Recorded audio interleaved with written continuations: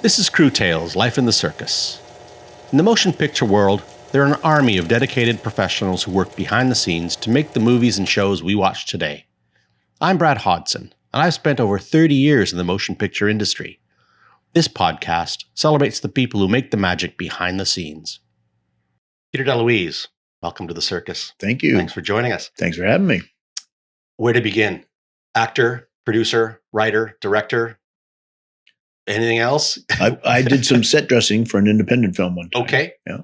Describe what you do now. I did some stunts as well. Oh, and, wow. when I was quite young. Yeah. When my dad was directing something a long time ago, and I got a stunt credit, shotgun through the mid torso, went crashing through some glass. It was.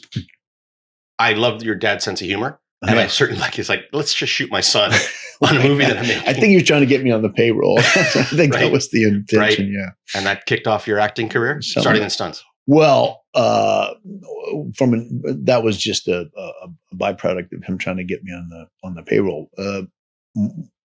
Very early on, both my parents were in the industry. They got their start in musical theater. My father went to the High School Performing Arts, the Fame, the movie that the high school's Fame is about, and they met while doing musical theater. They got married, and pretty soon my dad was guest spotting on the Dean Martin show. And they said, well, it makes no sense for Don DeLuise to commute back and forth from New York when he was on every week. So then my dad resolved with my mom to move out to Los Angeles. So that's where we grew up. And then that's when I, even as a young child, first started to get excited about being on television. I couldn't imagine wanting to do anything else, right? My dad used to tell a story. He said, when you were a little kid, you pointed to the television and you said, "You're on there." And he said, "Yeah." And then I pointed to the front door and I said, "When you go out there, you go to there, to the TV?" And he goes, "Yes, that's what I do. When I go out the door, I go on the TV." That's right. Yeah. So he was thrilled to tell that story to anyone who would listen. Yeah. So at a young age, that obviously influenced you to go. As you got older, it's like, yeah, that's a no-brainer. I need to head that direction. Well, it felt like a fun thing to do, and everything else paled by comparison. So yeah, all my brothers, my brother Michael and my brother David, all felt that we wanted to perform and make people laugh, right, and entertain. Let's fast forward to today. I know you have a huge roster of a body of work, a roster of what you do. Mm-hmm. What are you up to these days?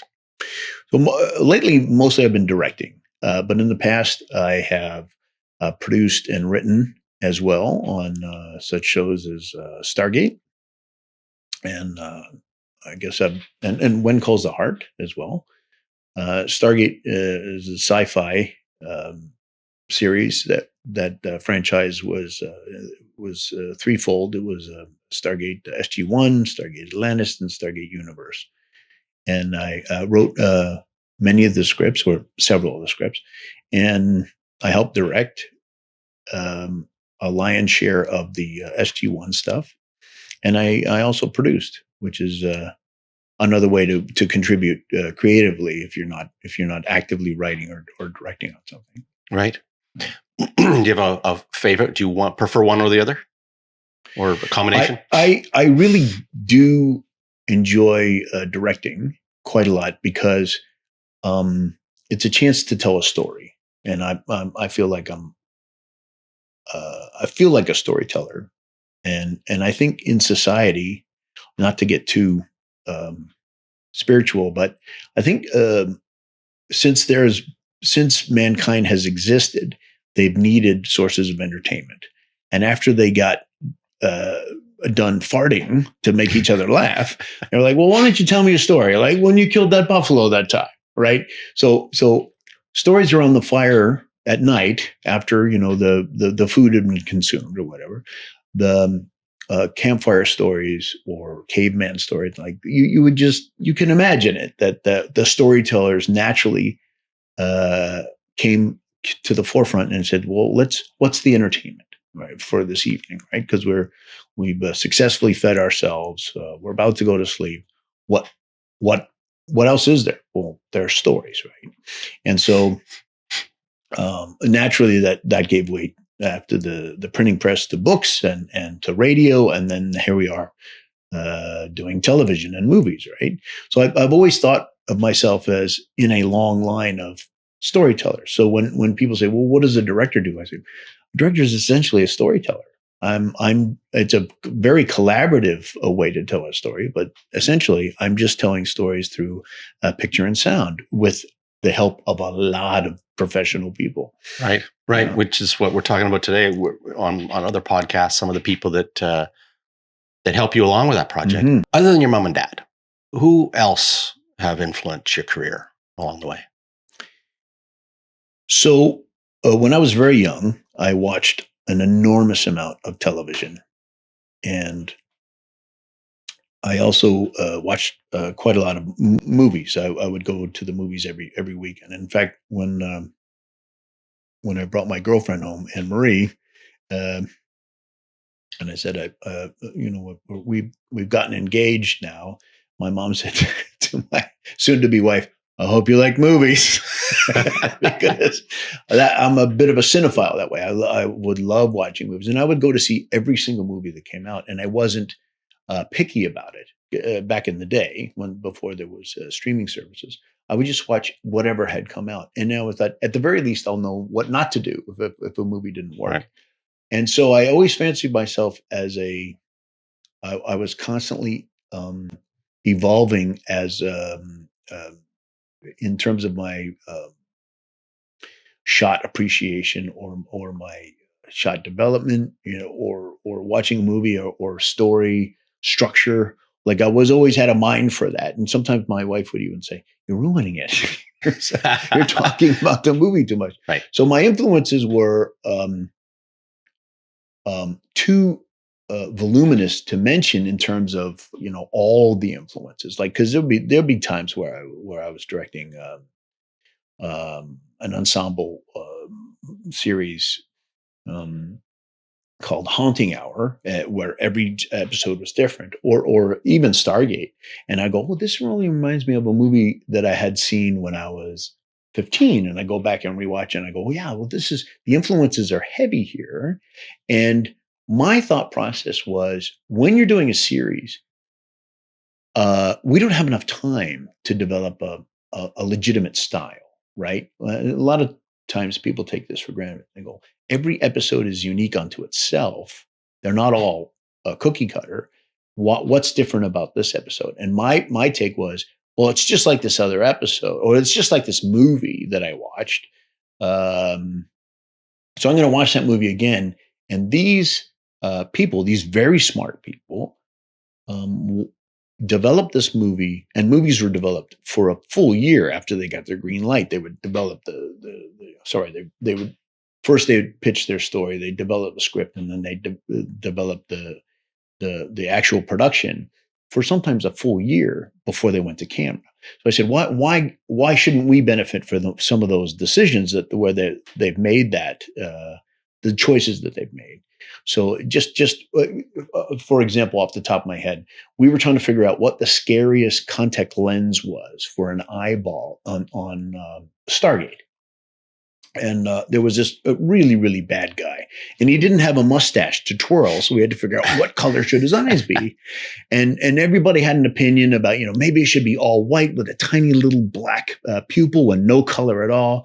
And I stopped the conversation right there, and I said, hey, George Lucas had forever to decide what the scariest eyeball in the world was with Darth Maul. I said, that was pretty darn scary, with the orange and the yellow and the red and then the little black dot. And I said, let's just go with that.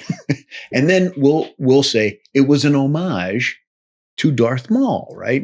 So, hey, great little Easter egg, right? So the French call it homage, and Americans call it ripoff. You see?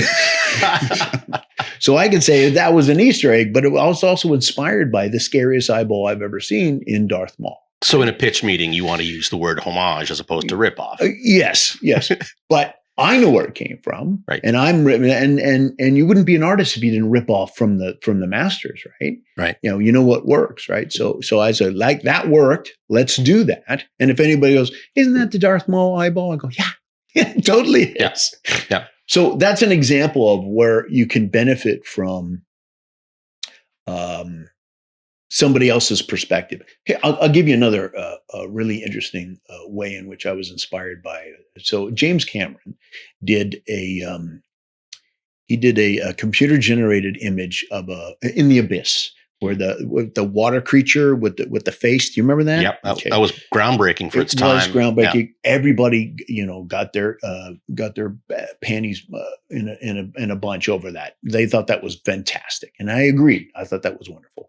But what a lot of people don't realize when they watch that sequence is, it's a 2-minute sequence, but there's only about 15 to 20 seconds of the actual creature itself is animated, wandering around inside the chambers of this compressed living space.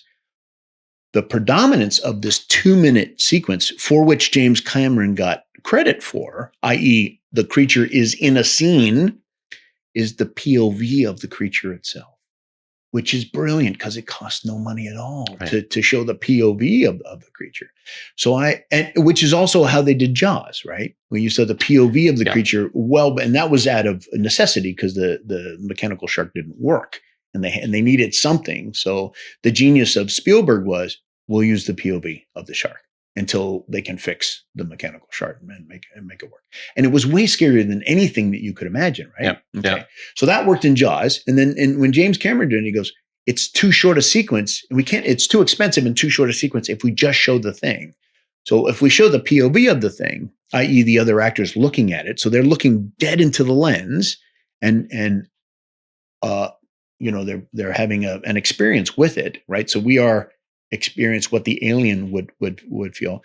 So I said, well, we can do that too. We can do the POV of the creature, and we can benefit from the viewer's best version of it, right? I.e. the Jaws scenario. And we can get extra screen credit for very expensive footage that we would have had to animate with CGI, right? With computer generated image, right? Yeah. So those influences are a great way. If you study the masters, you go, this is a great way to have our cake and eat it too, where we get more screen time, and the public is imagining the coolest version of it. I agree. I admire some of these directors you speak of, like Spielberg and Cameron, who can think on their feet and kind of push the envelope. One of my favorites of Cameron is he uses Linda Hamilton's twin sister. Yeah, that was brilliant. Yeah, it didn't make the actual movie, but it did make the director's cut. Well, I think the sister played in the nuclear holocaust. The sister was in that sequence. Yeah. But there's also a scene that didn't make the movie where there were two twins. She's operating on his head. Oh, okay. And they use the twin, which should be the mirror, but it's not. Right. That was brilliant. I thought, and again, Cameron to me is. He did use the mirror. There was the twin guards. Yeah. The slightly overweight guards. In the sequel. Yeah. But Linda Hamilton had a twin that he used. Well, if you have a twin, why not? Exactly. Yeah. Use that. What are some of your favorite movies? I mean, I have my favorites, visual favorites, things like Blade Runner, Ridley Scott, and that is a visual extravaganza. Yeah. But again, what is humanity? What is it to be human? Yep. Right. That was really clever. And some of his visuals ripped off Metropolis. Well, not ripped off or homage to. Yes. Well, I mean, probably Ridley Scott would probably say the same thing. Is you're not doing art unless you're inspired by the masters, right? Yeah. Art doesn't come from thin air, right? You build on the people who have come before you, right? So, Spielberg, Saving Private Ryan, right? Christopher Nolan, Dunkirk, that was amazing, right? So some of the stuff that he was able to accomplish with Tenet, was it? Yeah. I like Christopher Nolan because he prefers he. I'm not saying turn his back so much as saying that if he can do it real, he does it real. Right? Mm-hmm. He'd prefer to do the real version Yeah. versus the not. My all-time favorite movie is a lot of people don't even know about this movie. It's called Inherit the Wind with Spencer Tracy. And the reason why, it's not because it's visually amazing. It's based on an actual play, uh, Inherit the Wind, which is about a court case that happened in 1925 about the Scopes monkey trials, where Clarence Darrow, one of the lawyers, was helping to defend a man named Scopes, surnamed Scopes, who dared to teach the theory of evolution in Tennessee, where it was in defiance of creationism, right? And so, Kind of poignant today, really. yes, isn't it? And it's a true life moment in our history where religion and science came to loggerheads and they fought it out in a court of law. And the dialogue is so sophisticated and so insightful and so thought provoking that even as a much younger man, when I saw this movie, I was like, this is really good. And of course, Spencer Tracy is an amazing actor, right? And it was just one of the it's just a studio film that just got turned out like any other, like Casablanca was one of 10 films that they made that year, right? That they just turned out, but it was of note because it was so well crafted, and because the dialogue had been adapted from the play. And a lot of movies, Caine Mutiny, 12 Angry Men, they're just gobsmackingly good because the dialogue has been worked within an inch of its life because it was a play and then adapted. A Few Good Men, another great example of that. Yeah. I find looking back at history and watching films from different eras seem pretty plain for us today. Camera angles, pretty basic, bouncy dolly moves, the cool thing. We would say they're not as sophisticated, right? And maybe audiences had a higher threshold for they're looking where their attention spans were longer back then. Yeah. So you've got Gene Kelly and Fred Astaire dancing for 2 straight minutes without a cut. Yeah. And you go, wow! In a music video now, you'd be hard pressed to find a cut that's longer than a second, right? Yeah, absolutely. And they had no CGI to fall back on. It's like, oh, we'll just paint Paris in the background. And yeah, it was simpler times. But I think if you were to study filmmaking, young people need to go back and really watch those old movies and how they were made, how they were crafted. So often we say that necessity breeds invention, right? So if what are we going to do? So back to my original story. Well, what are we going to do? We have enough money to create this CGI creature for any amount of time. What are we going to do? Well, we'll show its POV, right? Or what they also they painted mats on glass and then shot through the glass, right? So that I don't know if I'm doing it right, but if this was a piece of glass and they put the Eiffel Tower over your shoulder, right? And as long as you didn't interact with the silhouette of the Eiffel Tower, it looked like the Eiffel Tower was out the window or something, right? Yeah. Fabulous. Peter, what are some of your favorite projects you worked on, either in any capacity? Do you have any particular favorites that you want to share with? One of my career highlights was being able to work with my dad. He guested on a episode of Stargate. He played the character, the title character Ergo, which was the name of the episode as well.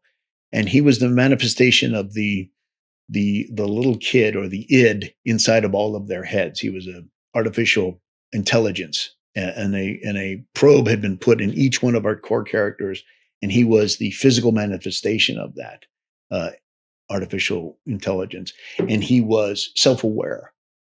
And when they first approached me for this, I went, you want my dad on this show? Like, Oh, this you is a didn't say sci-fi anything. show. They came to They you. came to me, yeah, because they needed a really interesting character. And when they recognized Brad Wright, who was the showrunner of the show, he recognized the good idea, and he was like, "What do you think? Do you think he'll do it?" And I said, "Well, my dad loves to work. Yeah, let's give him a call, see what happens." And he was all for it. Yeah, and so that was a highlight for me because that was a very architecturally, that was it was a very specific show. It always had, it had a type of formula that they were kind of breaking with at this point. Mhm. And it was always written in a very intellectually smart.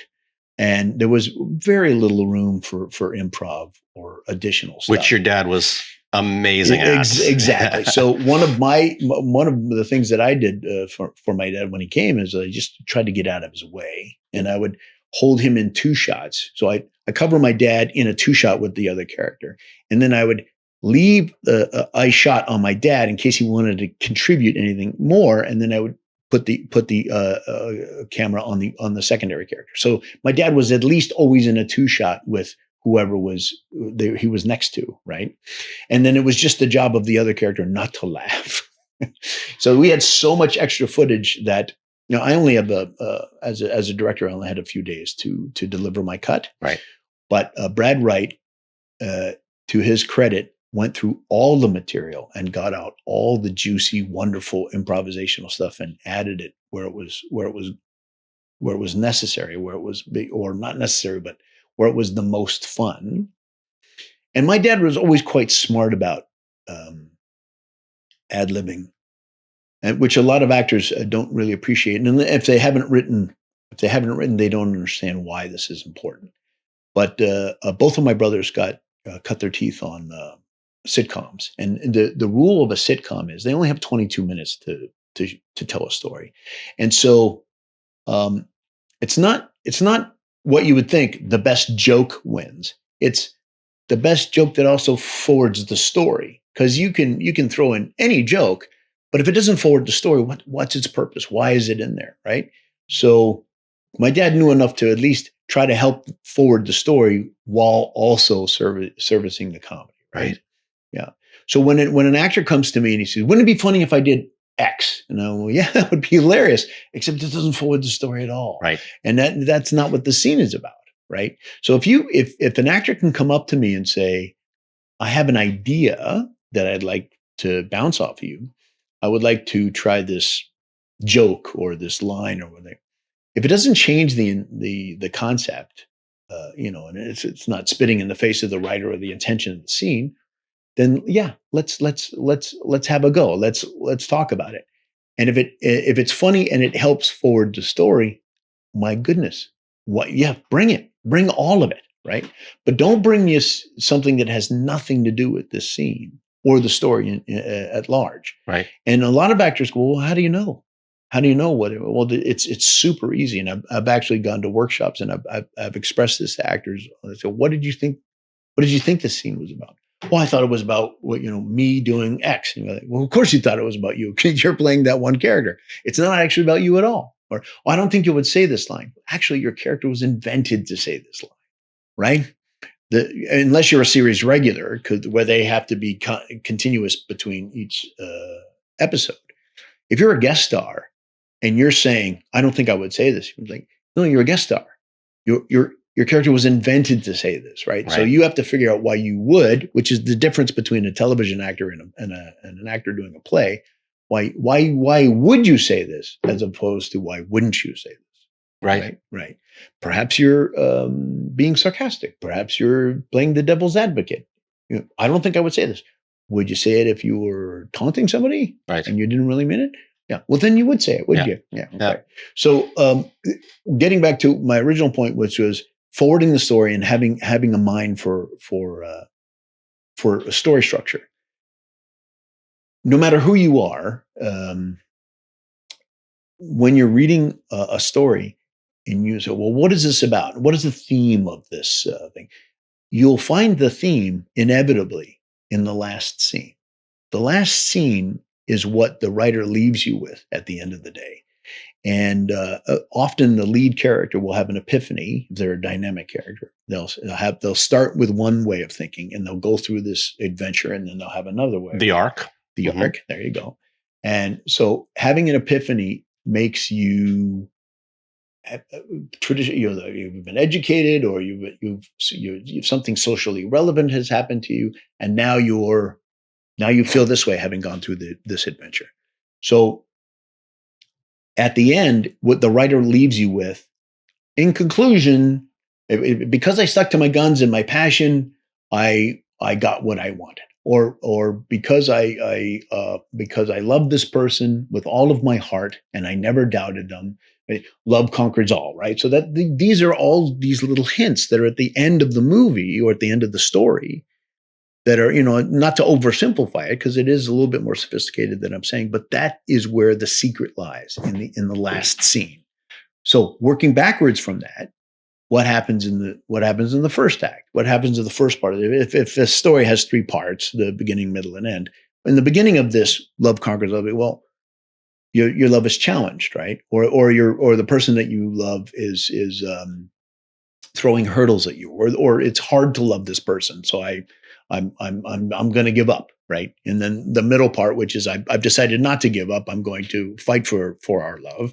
And at the end, if you succeed, so that's how you know what the story is about. Right. So in the beginning, if it's early and the page count is very short, very small, then you go, I know the story that we're telling because I know where we're going. I know the travel that we're getting to. And so when my actors start to go off track, I can tell them, this is the story we're trying to tell. Can you? And I'll elicit their help, which inevitably is the best way to deal with actors. Is can you help me tell this story, right? And also, trying to figure out what actors need is tantamount to your relationship with them. Some actors, they love louder, faster. Some actors would prefer you don't talk to them at all. Right. So that's hard to deal with, because you have to, if you feel like you're on the wrong path, then you say, I need your help. This I was hoping with, and maybe we can have a conversation about it. Maybe the actors come to a different conclusion, right? Other actors would like you to say, and as if, can you do this as if your life depended on it? Or can you do this as if you've given up, which is probably not a great choice in a scene. But if you give them an as if, they go, oh, I see where you're going. Right. And so you just have to know that actor's language, right? And I also find that in relating to actors, it's very helpful to ask them what you want them to do, or talk about what you do want as opposed to what you don't want, right? So one example of that might be they've done a take and you say, can you not be so angry? Like, I wasn't being angry, I was being sad. You don't even know the difference between angry and sad, right? Whereas if I had said, can you bring it up a little bit? Right? That's a positive. That's what I want them to do, right? And even if they say, well, why would I be happy at this moment? I say, well, you don't even have to be actually happy. You can pretend you've been trying to be happy. Is even an interesting choice, right? It's like trying not to be drunk or trying not to be sleepy, right? is way better than just playing drunk or just playing sleep. Right. Trying to fight that. Fight it. Yeah. Interesting. Peter, your career spanned decades. And like myself, I've seen big changes in my 30 years, from film to digital, et cetera. But what I want to ask you about is... That was a big one, film to digital. It was. Yeah. But I want to stray from that for a moment, because you spoke a lot about storyline and thread and character. Sure. These days, with the internet, we're seeing a lot of shows out there that seem to stray from proper structure. I kind of liken it to, if you should really know some of the Shakespeare stories before you start writing or making shows. Yeah. Well, you're talking about the difference between a generation that grew up on books and people who grew up on television. That's what I want to shows. hear. Yeah, and even 30 years ago, when that diluted the story structure. Yeah. 30 years ago, a movie came out and you found out about it in the newspaper, or someone who watched it, or the critics. Well, fast forward to today, 30 years now, Critics, not so much. There's websites where you can see if a movie works or not. And sometimes the websites say, yeah, this is a brilliant film. You go and you watch it and you go, this is not so good. And the story structure is just not there. How do you feel? Or you're deceived by a movie trailer where you think one actor is Right. in this movie the whole time and they're only in for one scene or Right. stuff like that. I feel that basic stories tend to be strayed from and these days, not all the time, but in certain ways. What are your thoughts about that with some of these, dare I say, franchises or? Well, I think the Greeks may have said that there's only a handful of different types of stories. Isn't it seven basic stories or something? Yes. So that's slightly more than a handful. I think the point I'm trying to make is if you recognize the setup, then is the storyteller doing you a disservice if they fool you into thinking, well, this is the resolve of this? To Live and Die in LA was one of the first modern movies to kill the lead character on camera. Everybody went, what just happened? William Peterson, wonderful actor from CSI and also Manhunter. I think partway through the thing, he is you think he's the lead of the movie. I can see by your expression you don't know the movie I'm referring to. To Live and Die down in LA, and the bad guy is a counterfeiter, and he shoots him and kills him, and his partner takes over. And you go, wasn't he the sidekick? How can the sidekick be the lead character? Yeah. And people go, you can't kill the lead character. We're invested in that guy. And it was what made the movie notable because it was completely unexpected. Flies in the face of what's expected. Yeah. Now when you do a series and you're watching Game of Thrones and you say, well, they'll never kill that character. That guy's one of the core characters, or that woman is one of the core characters. They'll never kill her. And then they kill her. And you go, what the hell happened? Right. Oh my God. Another great example of that is Boardwalk Empire when they killed Jimmy. I thought he was the lead and Nucky was the lead, right? Well, I thought Jimmy Doherty was the lead. He was he had just come back from World War I in the trenches, and it was like Nucky Steve Buscemi ended up killing him, and which is weird because that also ties into I was inspired by that the scene where Steve Buscemi actually kills the Jimmy Doherty character. I'm getting sidetracked, so when you say you can't kill the hero, well, which one of the 7 stories is that where the hero dies? Right. And the Greeks, I think the Greeks were, this is a comedy or tragedy. And the difference is in the tragedy, the hero dies. And in the comedy, the hero doesn't die. But it wasn't necessarily funny. That's what made it a comedy. You're like, comedy meant something different back then. Right. Yeah. So when they killed Jimmy Doherty in that, everybody went, what's going on here? So you mean even that character, that beloved character, even that guy is mortal? He can be killed off the show. And in fact, spoiler alert, go like this. If you're still watching, if you're binge watching Boardwalk Empire, even Steve Buscemi's character gets killed at the end.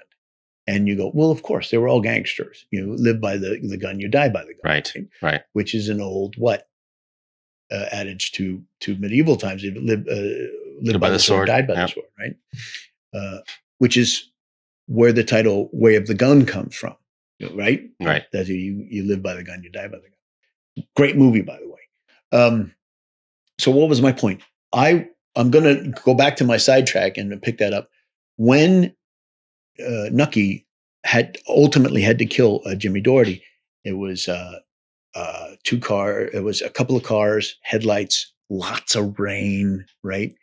And I got this scene in my script where one of my core characters from One Calls the Heart, a very different show, much more conservative in its bent.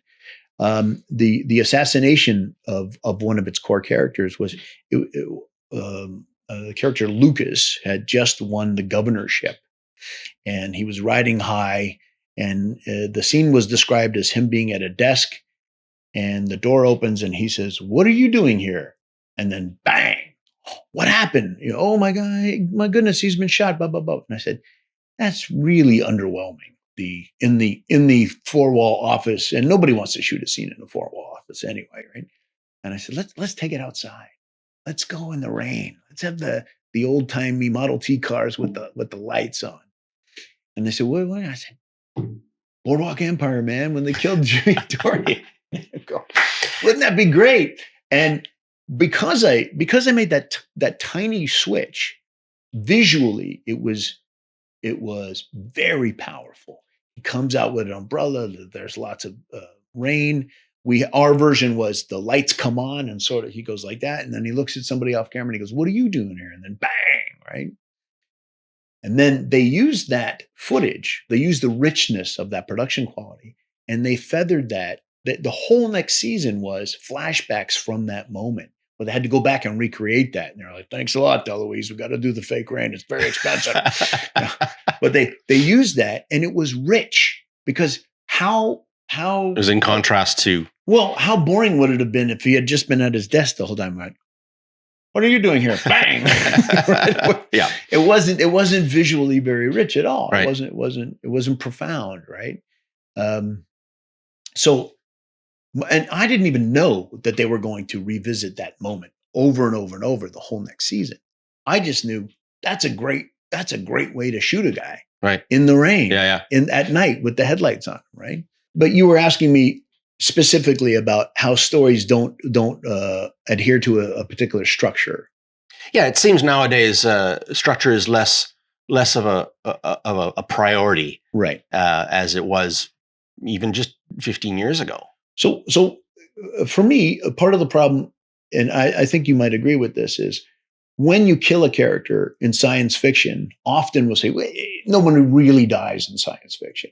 And so you're basically laughing in the face of your audience and saying you're emotionally invested in this character. And if we can't do anything interesting with them, like how many times can you save the world from blowing up? How many times can you kill your lead character and then bring them back from the dead, right? And eventually it's just a cartoon, right? There's no humanity left in that, right? So you have to do that very sparingly, and you can't make your props or your devices or your characters too powerful.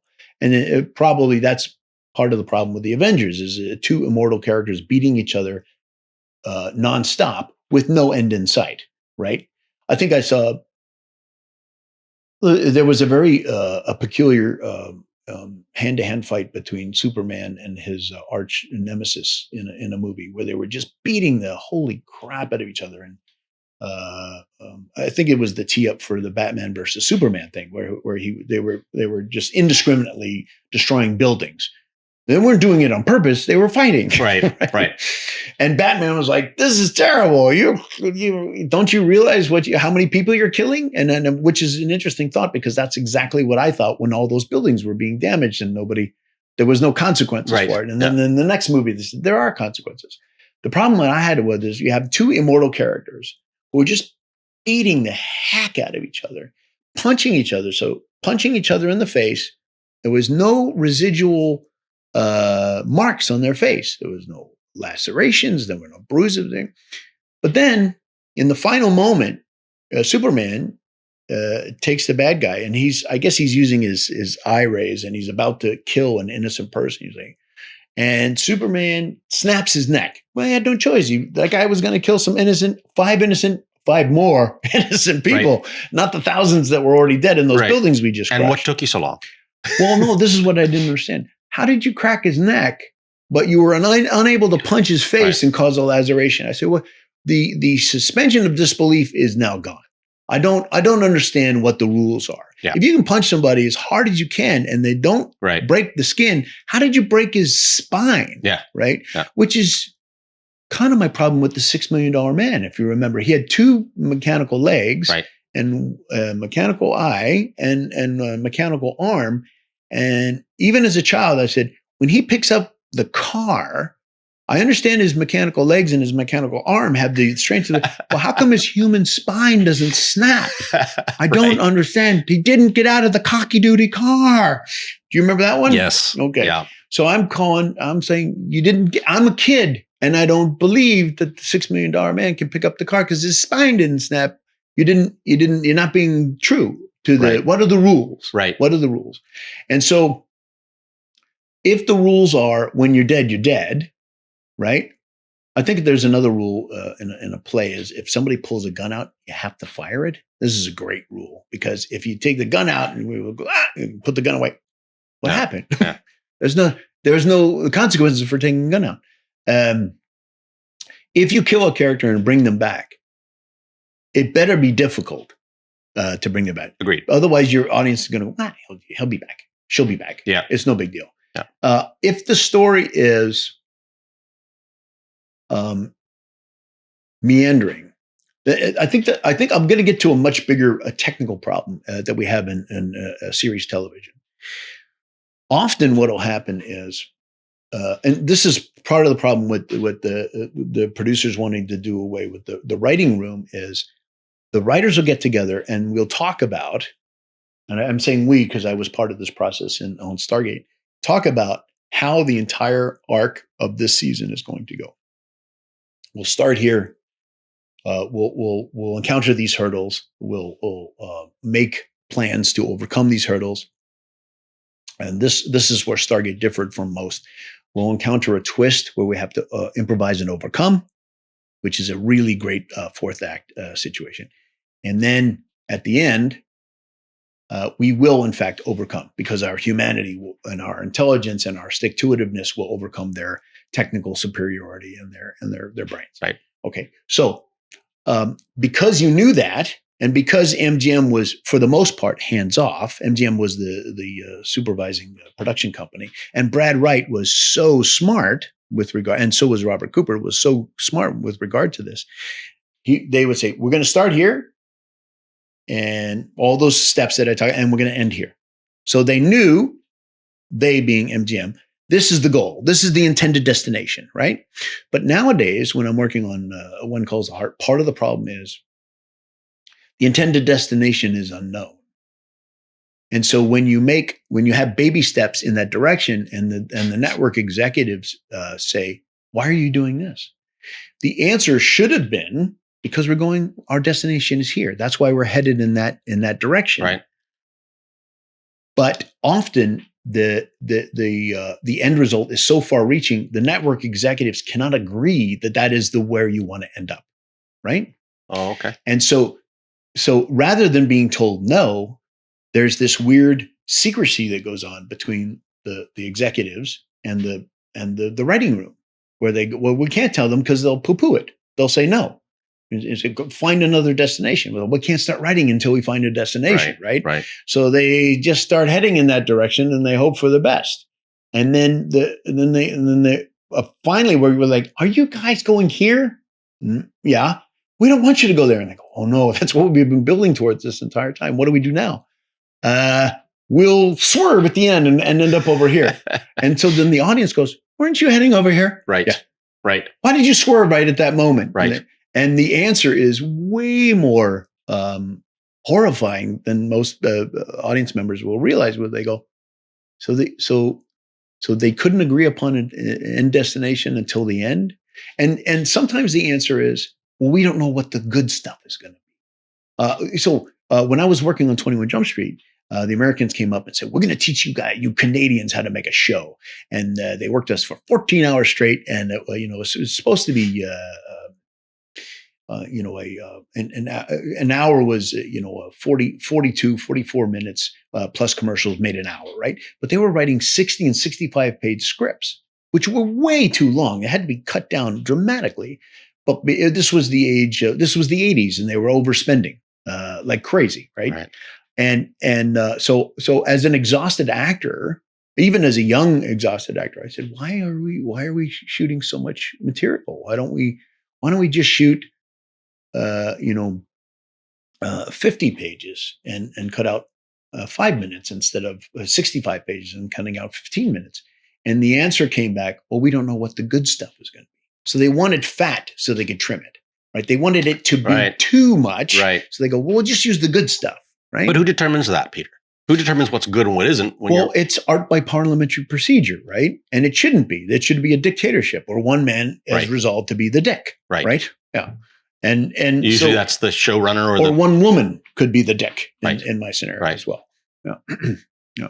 The reason I say that is because it's one person's point of view. Right. And if they're not talented enough to run a show, then they shouldn't be a showrunner. Right. Right. So it should all filter through one person's sensibility, not several people's. Too many chefs make a crappy soup, right? If you have too many people saying, well, I think, it's too many. Right. It should be all, you trusted this person with the show, let them run the show. Yep. Yep. And do you think that today that's a problem? Absolutely. Yeah. So there's just too many writers in the room. Well, how many times have you said, that was a really good movie? That was a really good series. Yeah. Breaking Bad, Vince Gilligan. Yeah. Need I say more? Right? So I know he was surrounded with an enormous amount of really talented writers, but it all had to go through Vince Gilligan's head at the end of the day, right? Okay. And it was a constantly evolving series. My understanding is even from episode 1, they weren't they had an idea where they were going, but then they realized that a character who they were going to kill off episode 1 ended up staying for 3 years. Well, that has its value too. There's a ton of shows like that. Hell on Wheels, not Fallout, Falling Skies, where there's a lead, but there's also a very powerful ensemble cast, and you bring people in and see what works. No, I'm contradicting myself. You bring people in, see what works, and then you write to that strength, right? Okay, so if a character is beloved, Fonzie comes to mind. He became the lead of Happy Days. He was supposed to be a supporting character, right? Yeah, and they went, oh, well, this is now Fonzie's show, and then Howard. Richie Cunningham was like, I thought this was my show. Yeah. And was that audience dictated or did they in the writing room realize this is just Fonzie's character took off. Yeah. It was undeniably great. Yeah. And they went, yeah, we got to write to this. So what was my point about? So Falling Skies, you had a bunch of, post-apocalyptic people coming in. You had women, warriors and scouts and all sorts of fighting people. It was like, does this chemistry work? Yes. Well, let's keep that guy and invest in him. Does this not? Well, he got killed, right? Oh, he's Hell on Wheels. Same thing. Bring in a new character. See how they mix it up. See if the writers are inspired, and then they write to that. Another great example, personal example, Stargate Universe. We had a handful of just scientists, and the actors were complaining on set, and they said, "What science are we scientists of?" I said, "You're all interchangeable. It's still new, Matt." And I said, "You got to pick something." And they're like, "What do you mean?" I said, "You have to figure out what you're good at and what you're bad at. You have to figure out who you like and who you don't like and act accordingly." And the writers will see that and they'll write to that. Now, all of that stuff I just said flies in the face of the, what's the destination? But I'm talking about the overreaching story, right? Yep. That doesn't necessarily mean that this particular scientist with red hair and this particular scientist like to tease each other unmercifully, right? And well, how do you do that unless they wrote the dialogue for you? You move the wrench, or you anticipate his need for coffee, or you pick something off of his eye, or you go, "Oh, you got a little," so, "Oh, you got me," right? Just add that stuff. Yeah. See what happens, right? And I saw the light bulbs go on in their head, and some of them did that, and some of them were like, "I'm just going to play it safe," right? And I've always felt like it's better to ask an actor not, to pull back a little bit, right, than to say, "Well, you're not doing anything interesting." Right. What did you bring today? Yeah. Peter, what advice would you give to people who are starting out or people who are interested in writing, direct? I know it's different categories, but in today's climate, people that want to start off in the industry, what advice would you give them? That's really tough because the timing is bad because the industry is shrinking. Attention spans are shrinking. Yeah. Um, Studios are nervous. Studios are nervous. They don't want to. They don't want to greenlight huge expenditures of money if it's not going to bring you more subscriptions, right? Right. Yeah. And also we're very challenged right now because the financial model for residuals has changed dramatically as well. Right. So in the old days, just for your viewers who don't know this, in the old days, you would write a project, or you'd act in a project, you're directing a project. And here in Canada, you were paid for the first 5 years as well for free use, and then after the 5 years, you get paid again. But in the United States, everything after the first use was a reason to pay you again, right? And so when you had scheduled programming, we could only put the show on once per same slot every X amount of times, right? And the magic number in the old days was 100 episodes. So if you ran it a rerun of a particular show as a Monday, Tuesday, Wednesday, Thursday, Friday, you go 20 weeks with 100 episodes until you see it again, right? Mm-hmm. So that was the magic number, right? Getting the five seasons, the 100 episode thing. But there was no binge watching back then. There was no binge watching, and there was no streaming service. So now a streaming service says, we are making all of these shows available to you to watch at your discretion when you want. So we have a library of stuff, but not everybody's watching one thing at a time, which is what the financial model was based on. Right. Everybody's watching the one thing at a time, but we have to make all of these things available to you. So how do we pay? For that? We don't have a thing that makes sense anymore, right? So if you have just free use of anything in the library of all of these movies, do we pay per every time somebody views it? Do we pay for just making it available? And then because we have so many more titles that are available than pre-programmed stuff, what is the magic number for paying that off, right? Right. So there was a giant detachment between what worked in the past and how it has to work in the future. So when you ask me what should somebody do, you should take an interest in, if you want to be a filmmaker, you should take an interest. You want to be a director, watch stuff that you love and try to figure out why you love it, deconstruct it. Or, I mean, I never went to film school. I when I was a series regular on 21 Jump Street, I would just eavesdrop, and I got paid to learn while watching these guys. Right. And then that was during a time where they were using film. And I would say to myself, why don't we just leave it rolling like they did on, remember Cannonball Run and Smokey and the Bandit and all those wonderful bloopers? Yeah. Well, the reason all those wonderful bloopers exist is because they just let it run. Yeah. They didn't yell cut after there was a mistake. Yeah. So I, as a young person actually watching these things on set, would say, oh, Burt Reynolds would say, leave it running. I'll get the line eventually, right? And then the only thing that would stop them was the mag would roll out after 10 minutes, right? Your dad wasn't much help either. He was was prodding Burt Reynolds along too. Mel Brooks used to say he had to schedule extra days for the laughter on the set when my dad was on the set. So that was quite the compliment to my dad. So I saw this as a young person, and I was influenced by that. And I was thinking, well, now that we're even when we first started on film, which is when I first came to Stargate in the second season, I would let it roll, or I would say between these two takes, he got all of his lines right on the first take, and he got his last line right on the second take, but not the beginning of it. So between the two takes, we have one complete take. So I say print both of those, and then my supervisor came from what we call carpet country, and he saw in the printed column there was way too many things being printed. Right, which is expensive back in the day. It was expensive, and so that number of printed takes was way higher, and so the amount of money that it was way higher than usual. And so they came to me and they said, "You're printing too much material." And I said, "I want to just challenge that for a second." And I said, we only did 2 takes, and I printed them both. I said, we didn't wait for one perfect take, which, 5, 6, 7 takes, only print take Right. number 7. So we only did it twice, and we printed both of them and moved on.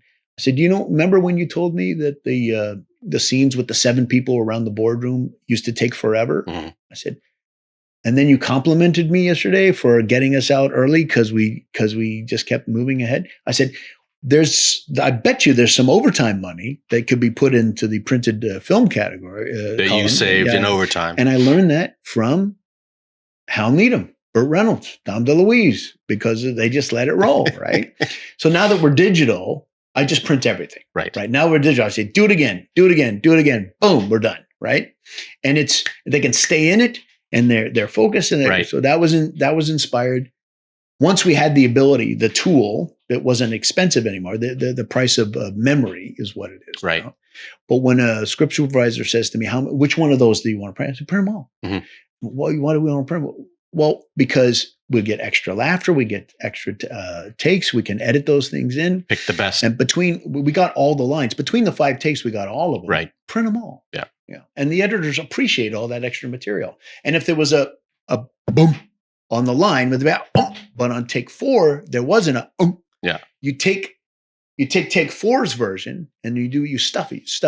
So they're saying the same thing. They're in the same room. Yeah. The sound is going to be perfect, right? Yeah. Hopefully they said it similarly. You can stuff it into their mouth and it sounds exactly like it would have said. Which in the digital way is all done on computers now, whereas 30, 40 years ago, that all would be chopped manually. Of course. So in the end, what would you say to someone who wants to get in the business? You have to be passionate. You have to know what you're doing. And I guess the road I was leading towards was watch anything you can get your hands on about the making of material. And there's some wonderful books on screenwriting. There's William Goldman's Adventures in Screen Trade, which is interesting, but it's less about structure than it is about the business of screenwriting. And Stephen King on writing. It's literally called Stephen King on writing. And that's a really good book about writing. And there's some anecdotal stuff about when he wrote Carrie. And there's also some really, really insightful advice about how to write and rewrite, which are really good. And then of course there's the Standby, which I'm not sure I'm going to, with this caveat, the industry is changing a lot. Yeah. So I don't know if this has value, but I would, if you're interested in being a movie maker, whether that be a writer or producer, right, that you should buy yourself a copy of Save the Cat. Save the Cat is how movie formulas are formulated, and the reference to the Save the Cat is a reference to why do we like this lead character?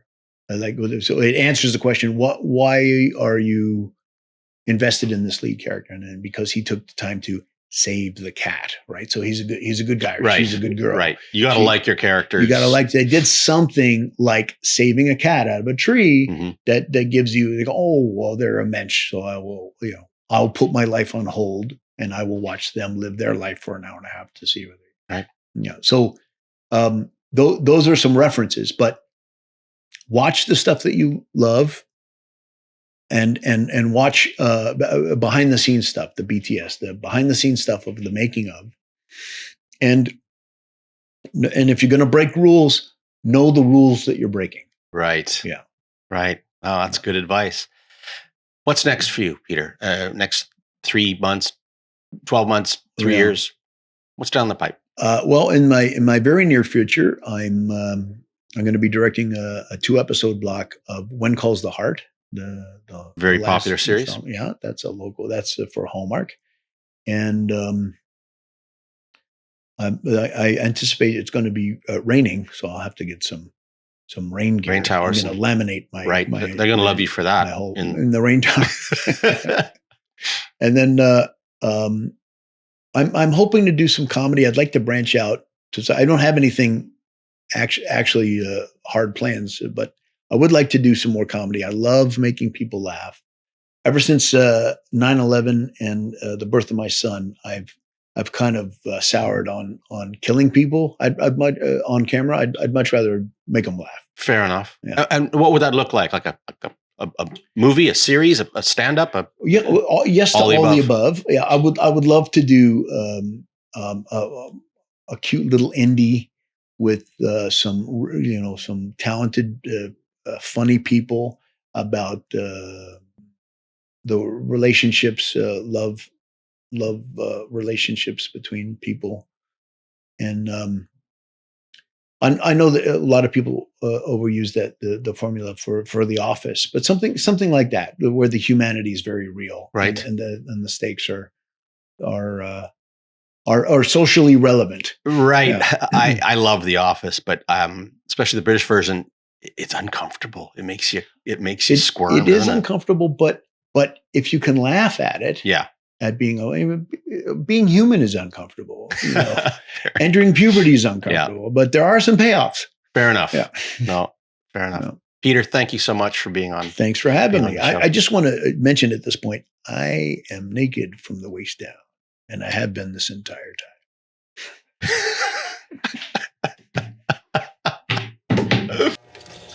Well, that about wraps it up for another episode of Crew Tales, Life in the Circus. I'd like to thank our producers Dustin Schwannard and Dustin Girton, as well as our technical producer Rob Hunt. I'm Brad Hodson. Thank you for joining us.